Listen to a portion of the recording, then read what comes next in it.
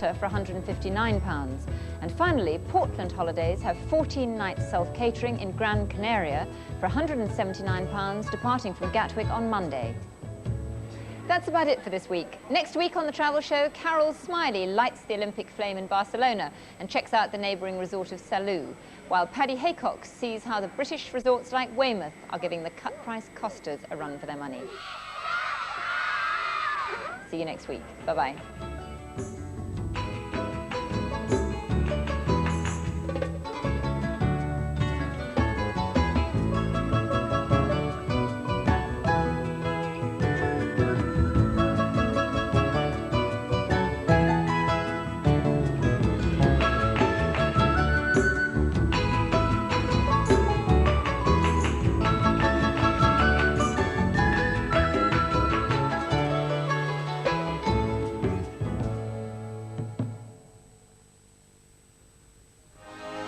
Live from Rome, in a unique television collaboration, Giacomo Puccini's Tosca with Placido Domingo, a spectacular production in 3 acts performed at noon, dusk and daybreak.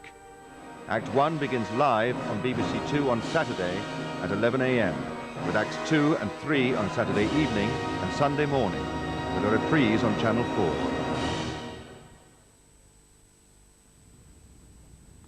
Tonight's Newsnight is at 11 o'clock, half an hour later than usual. Charles Wheeler is waiting in Washington to assess the man the Democrats want as American Vice President. From Hong Kong, Brian Barron will report on what it's like to live on the frontier between communism and capitalism.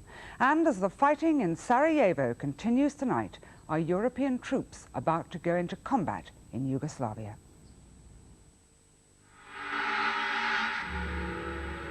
Now on BBC2, the utopian dream pursued by Africa's first black Prime Minister. Kwame Nkrumah's ambitious plan was that science and technology could transform his country. Pandora's Box explores the vision of power which turned into nightmare. I dreamt last night the moon was so bright it melted the walls away.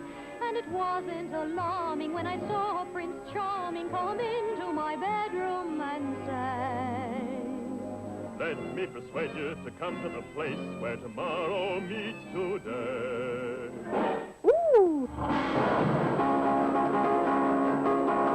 Bigger and better citizen gadgets. Forward, progress.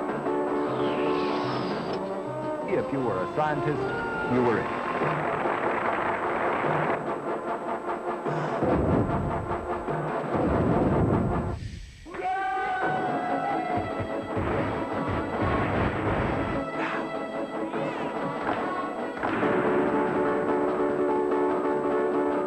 Your excellent science, I am your faithful servant.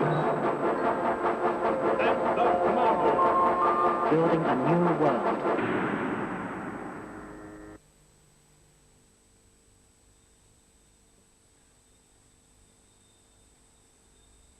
"35 years ago, one man set out to turn this country into a modern industrial utopia. He was Kwame Nkrumah, the first leader of a newly independent black African state.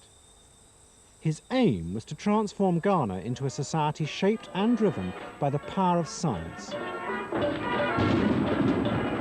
And I see and hear springing up cities of Ghana, becoming the metropolis of science, learning, scientific agriculture, and philosophy. Seek ye first the political kingdom, and all other things shall be added unto it. We are the nation powerhouse. We supply power to every home.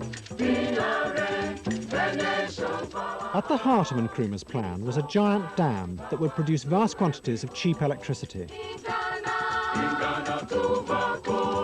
Enough power to build a modern industrial state in the heart of Africa within a generation.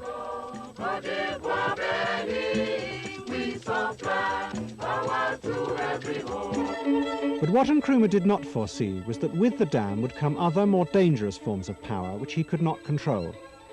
Political and economic forces that would tear apart his vision of using science and technology to create a model for the new Africa. Nkrumah was, in my mind, a visionary, not a dreamer. In his mind,